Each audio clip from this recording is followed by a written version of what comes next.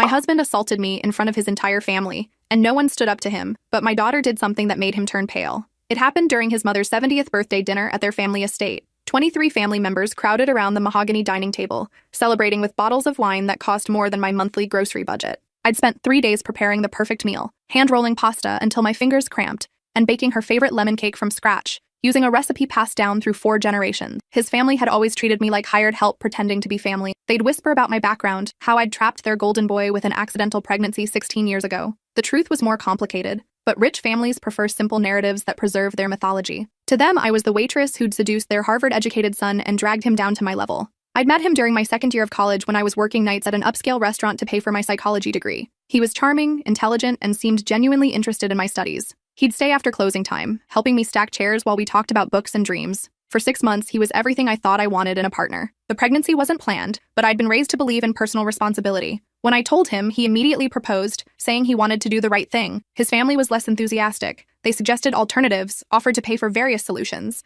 and made it clear they saw me as a problem to be managed rather than a daughter-in-law to be welcomed. But I endured their condescension because I loved him once, and because leaving seemed impossible with a child to consider and no money of my own. He controlled every dollar, every bank account, every credit card. I got an allowance for groceries and gas, and even that came with lectures about fiscal responsibility. He'd monitor my receipts, questioning every purchase over $5. The isolation had been gradual. First, he convinced me to drop out of college to focus on the baby. Then he suggested I quit my part-time job because childcare was expensive. Slowly, my friends stopped calling because I was never available. My family lived across the country, and visits became rare due to the cost of plane tickets he deemed unnecessary. The abuse had started small during our second year of marriage. A shove here, a grip on my arm there, then escalated to slaps when I said the wrong thing or embarrassed him somehow. By the time it became regular beatings, I was so isolated and financially dependent that escape felt impossible. I'd become an expert at makeup techniques to hide bruises and crafting believable explanations for injuries. My daughter had been 4 when the first serious incident happened. I'd been hospitalized with a concussion after he'd thrown me down the stairs for forgetting to record his favorite television show. I told her mommy had fallen, and she'd looked at me with those knowing eyes that children have when adults are lying badly. Over the years, she'd witnessed more than I wanted to admit. She'd seen me flinch when he raised his voice. She'd noticed how I'd changed the subject when she asked about bruises. She'd watched me make excuses for why daddy was always angry, why mommy was always sorry, why our house felt different from her friends' houses. I thought I was protecting her by staying. Divorce seemed like it would traumatize her more than witnessing occasional arguments. At least that's what I told myself during the long nights when I lay awake planning escape routes I'd never have the courage to take. Everything was going smoothly that evening until I accidentally knocked over the crystal salt shaker while serving dessert. Such a small thing, really. The antique piece his grandmother had brought from Italy in 1923 rolled across the table, spilling coarse sea salt everywhere. I immediately started apologizing, dabbing at the salt with my napkin, but I could feel the temperature in the room change. His family went quiet, the kind of silence that meant someone had committed a social crime. But my husband's face darkened instantly, that familiar storm cloud expression I'd learned to fear over the years, the one that meant I'd embarrassed him in front of people who mattered. Without warning, he backhanded me across the face so hard I stumbled sideways into the china cabinet. The crash echoed through the suddenly silent room as plates and crystal glasses shattered around my feet, some pieces worth more than most people's cars. My cheek burned like fire and I tasted blood where my teeth cut the inside of my lip. Pain shot through my shoulder where I'd hit the cabinet's sharp corner. The sound was deafening, crystal cascading onto hardwood floors, the heavy thud of my body against furniture, the final clatter as the last pieces settled. But somehow, the silence that followed was even louder. For a terrifying moment, nobody moved. 23 pairs of eyes watched me pick myself up from the broken dishes, salt crystals cutting into my palms as I tried to steady myself. His mother continued cutting her cake as if violence was just another course being served. His father reached for more wine, suddenly fascinated by the vintage label. His sister actually smiled and whispered something to her husband that made him chuckle quietly. Not one person said a word. Not one person moved to help. Not even his teenage nieces, who just stared like they were watching a mildly interesting television show. His brother-in-law took another bite of cake. His aunt reached for the cream pitcher. Life simply continued around my humiliation. This wasn't the first time he'd hit me, but it was the first time in front of everyone, and their silence spoke volumes about the family I'd married into. They weren't shocked by his violence. They were annoyed that he'd been careless enough to do it publicly. I stood there humiliated and bleeding, realizing that his entire family knew exactly who he was and didn't care as long as it wasn't happening to them. The worst part was how natural it felt to them. No gasps of surprise. No uncomfortable shifting. They'd clearly witnessed his temper before and had collectively decided it wasn't their problem. I was disposable to them, less important than maintaining the evening's pleasant atmosphere. I could see his uncle actually checking his watch, probably wondering when this awkward interruption would end so they could return to their conversations about stock portfolios and vacation homes. His cousin was texting under the table, probably updating someone about the minor drama. His grandmother was asking someone to pass the sugar as if nothing had happened. His youngest nephew, maybe 8 years old, was the only one who looked upset. He kept glancing between me and the adults, clearly confused by their lack of reaction. But when he started to get up from his chair, his mother pulled him back down and shook her head firmly. I knelt there among the broken crystal, picking up pieces with trembling hands, my cheek throbbing where he'd struck me, salt mixed with blood on my palms.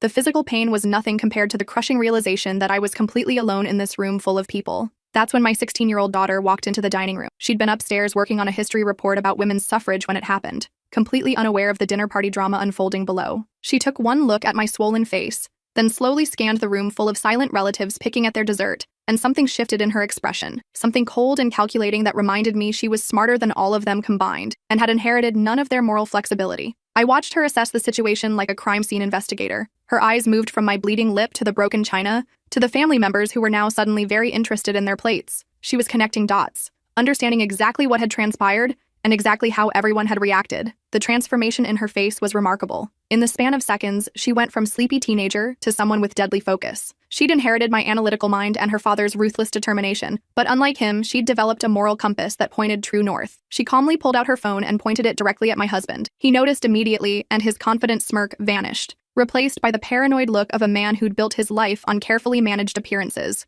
"What are you doing?" he demanded, his voice carrying that threatening edge I knew too well. "Oh, I'm not recording now," she said with deadly calm. "I already did that. From upstairs. The whole thing." The color drained from his face completely. Around the table, forks stopped moving. Wine glasses paused halfway to lips. The comfortable silence became electric with tension. I heard the crash and started recording through the stair railing. Got everything. The hit, mom falling into the cabinet, your family's reaction to domestic violence, all of it. She held up her phone so everyone at the table could see the screen showing the video playback. I could see myself stumbling, blood on my lip, while his family continued eating as if nothing had happened. "Funny thing about phones these days," she continued, her voice getting stronger with each word. "They automatically back up to the cloud. And I set mine to share with 3 different accounts. My best friend's mom is a family lawyer, by the way. She specializes in domestic violence cases." My husband lunged toward her, his chair crashing backward, but she stepped smoothly out of reach like she'd been expecting it. "I wouldn't," she said, "because I also sent copies to my journalism teacher and uploaded a backup to a private social media account. Try to delete it from my phone and they'll know something's wrong." The room was dead silent now.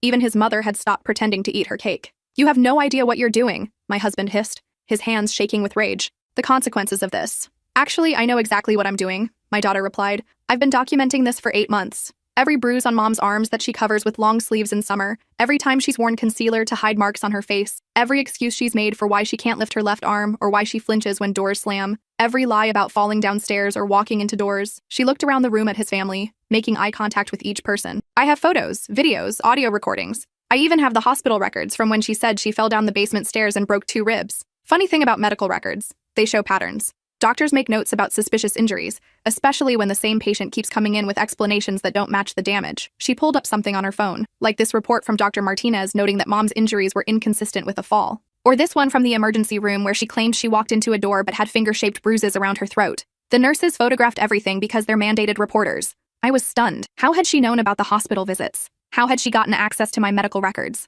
The realization hit me that my daughter had been conducting her own investigation for months, documenting evidence I didn't even know existed. She continued scrolling through her phone. "I also have security footage from the grocery store parking lot, where he grabbed her arm so hard it left bruises for weeks. I have audio recordings of him threatening her. I have photos of every broken dish, every hole punched in walls, every replaced item that got destroyed during his tantrums." My mother-in-law finally found her voice. "You need to delete that immediately. This is inappropriate." "Inappropriate?" my daughter asked with genuine curiosity. "What exactly is inappropriate? Recording a crime or committing one?" "This is a family matter," his father said firmly, using the tone that had probably intimidated business rivals for decades. "You're absolutely right," my daughter agreed. "And I'm family too, which means I get to decide whether to call the police or let him keep beating my mother." She pulled out her phone again and started scrolling through what looked like a very long list. "I have 47 pieces of evidence spanning the last 8 months, she announced. "Want to see them? There's the time he threw a coffee mug at her head and it left a gash that needed 6 stitches. She told the ER she'd slipped in the shower. There's audio of him screaming at her for burning dinner, calling her worthless and stupid.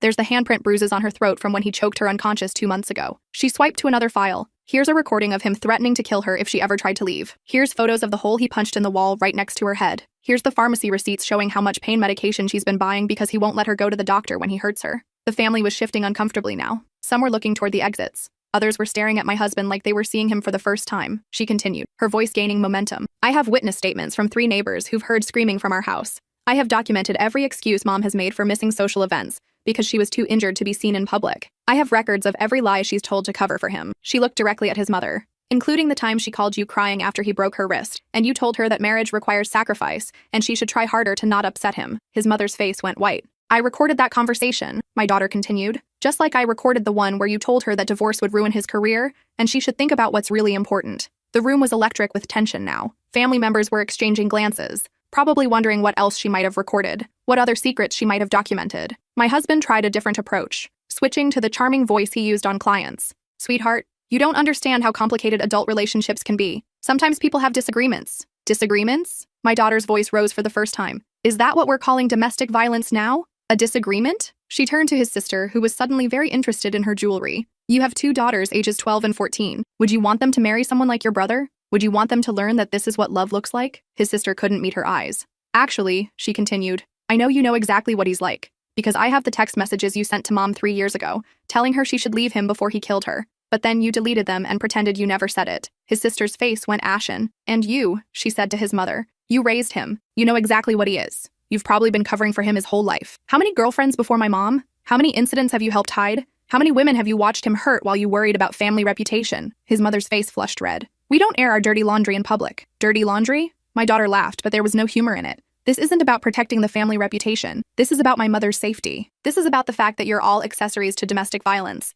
You're all complicit in attempted murder. She walked over to me and gently touched my swollen cheek, her anger finally showing through the controlled facade. Mom, how long were you going to let this happen? How many more times were you going to lie to protect him? How many more times were you going to almost die while his family worried about scandal? I couldn't answer. The truth was too humiliating. I'd been making excuses for him for years, telling myself it was stress from work, that he didn't mean it, that I was overreacting, that other marriages had problems too. I'd convinced myself that staying was better for my daughter than the instability of divorce. It's complicated, I whispered, the standard response I'd been giving myself for years. No, it's not, she said firmly. It's actually very simple. He hits you. That's illegal. That's wrong. End of story. My husband's face was purple with rage now. You ungrateful little— Don't! My daughter cut him off, her voice like ice. Just don't. Because I'm not afraid of you. I'm not financially dependent on you. I'm not isolated from my friends and family like you've made my mother. And I'm done watching you hurt her. She pulled out her phone again and started dialing with deliberate slowness. Who are you calling? He demanded, panic creeping into his voice. 911. The word hit the room like a bomb. His family started talking all at once.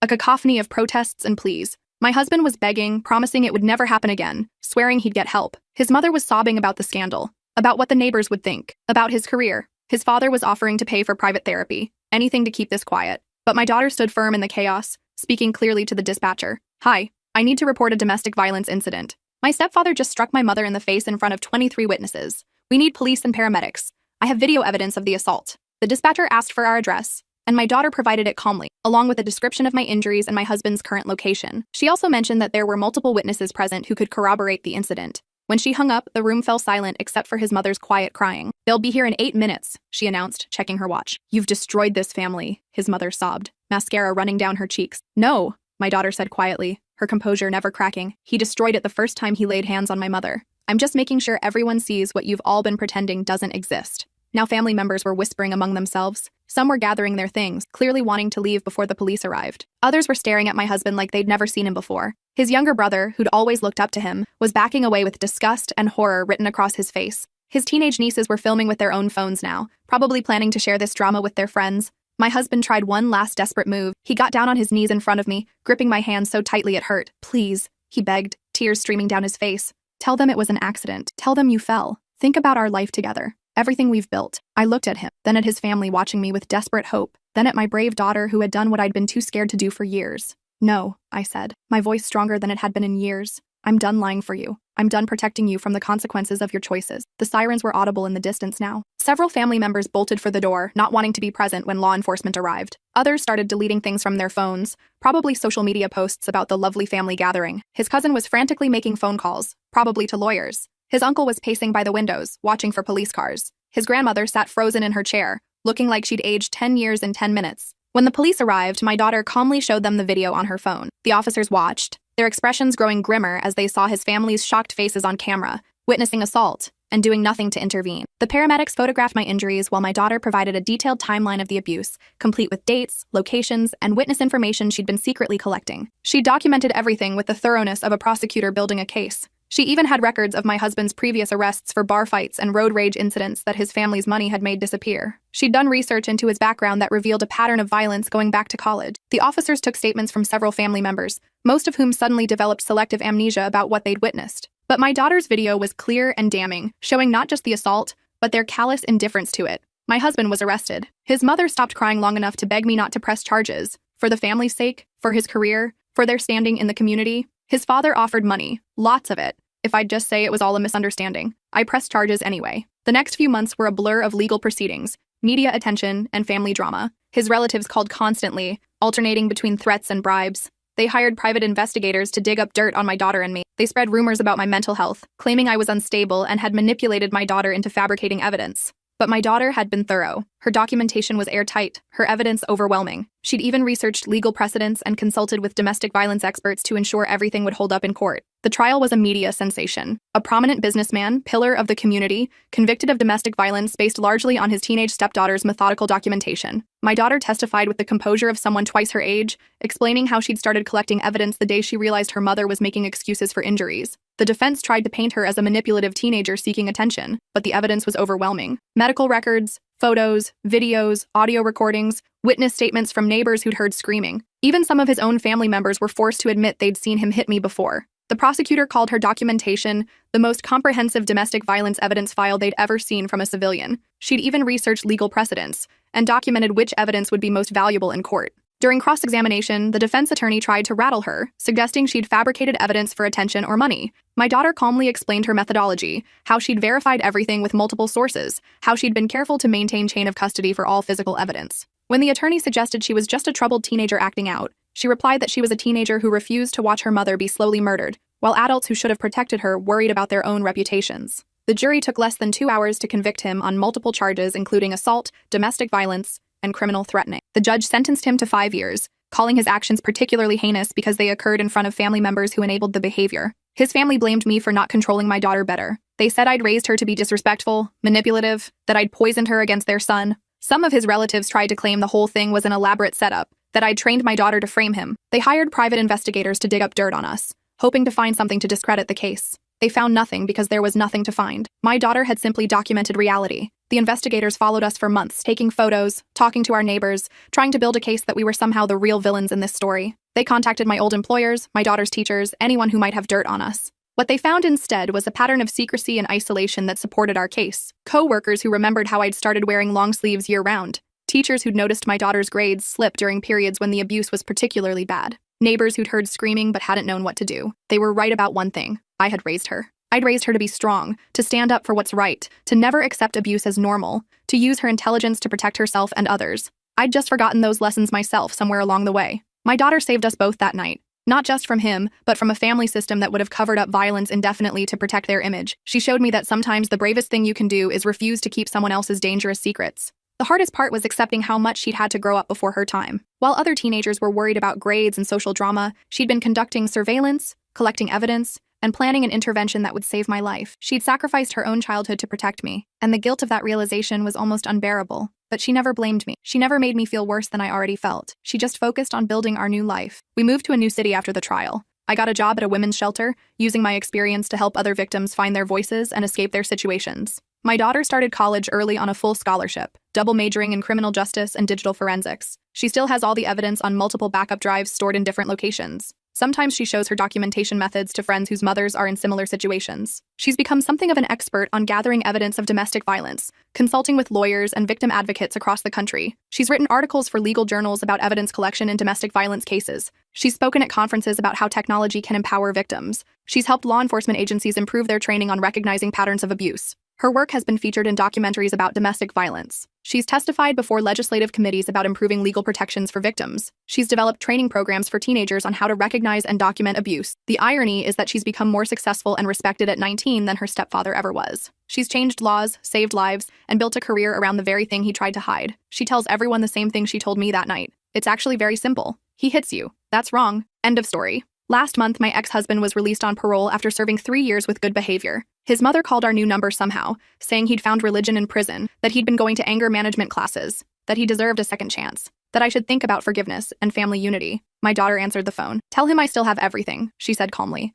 Tell him I'm not 16 anymore. Tell him I'm 21 now and studying law, specializing in domestic violence prosecution. Tell him I've testified as an expert witness in 12 other cases since his trial. And tell him that if he comes within 100 miles of us, I'll make sure the whole world sees that video." She paused. "Also tell him that I've shared our case with law enforcement agencies in 43 states as a training example. His face is literally used to teach police officers how to recognize domestic violence. He's famous now, just not the way he wanted to be." She paused again. "And tell his mother that I have recordings of every conversation she's had with Mom over the years, including the ones where she blamed Mom for provoking him and told her to try harder to be a better wife. I wonder how her church ladies would feel about that." Then she hung up and blocked the number. We haven't heard from any of them since. Sometimes I wonder what would have happened if my daughter hadn't been brave enough to act that night. How many more years I would have spent making excuses, covering bruises, lying to protect a man who was slowly destroying me. How much longer I would have survived. The doctor said the internal bleeding from that night's assault could have killed me if it had gone untreated much longer. I was closer to death than I realized, and his family would have helped cover it up as a tragic accident.